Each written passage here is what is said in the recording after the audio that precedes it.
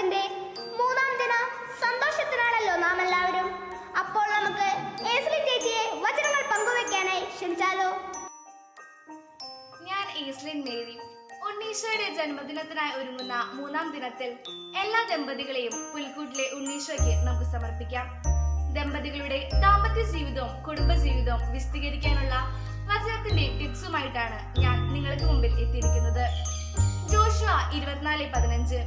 ഞാനും എന്റെ കുടുംബവും കർത്താവിനെ സേവിക്കും. എഫേസൂസ് 5:25. ഭർത്താക്കന്മാരെ, ക്രിസ്തു സഭയെ സ്നേഹിക്കുകയും അവളെ വിശദീകരിക്കുന്നതിന് വേണ്ടി തന്നെ തന്നെ സമർപ്പിക്കുകയും ചെയ്തതുപോലെ നിങ്ങൾ ഭാര്യമാരെ സ്നേഹിക്കണം. എഫേസൂസ് 5:22. ഭാര്യമാരെ, നിങ്ങൾ കർത്താവിനോടെന്ന പോലെ ഭർത്താക്കന്മാർക്ക് വിധേയരായിരിക്കുവിൻ. പ്രഭാഷകൻ 26:3. ഉത്തമയായ ഭാര്യ മഹത്തായ അനുഗ്രഹമാണ്. കർത്താവിനെ ഭയപ്പെടുന്നവർക്ക് മാത്രം ലഭിക്കുന്ന ദാനങ്ങളിൽ ഒന്നാണ് അവൾ. ഉൽപ്പത്തി 2:18. ദൈവമായ കർത്താവ് അരുളി ചെയ്തു, മനുഷ്യൻ ഏകനായിരിക്കുന്നത് നന്നല്ല, അവന് ചേർന്ന ഇണയെ ഞാൻ കൊടുക്കും. പ്രിയമുള്ളവരെ, ദമ്പതികളായ എല്ലാ സഹോദരങ്ങളും ഈ വചനങ്ങൾ ഏറ്റുചൊല്ലി അവരുടെ ജീവിതം വിശദമാക്കി തീർക്കട്ടെ.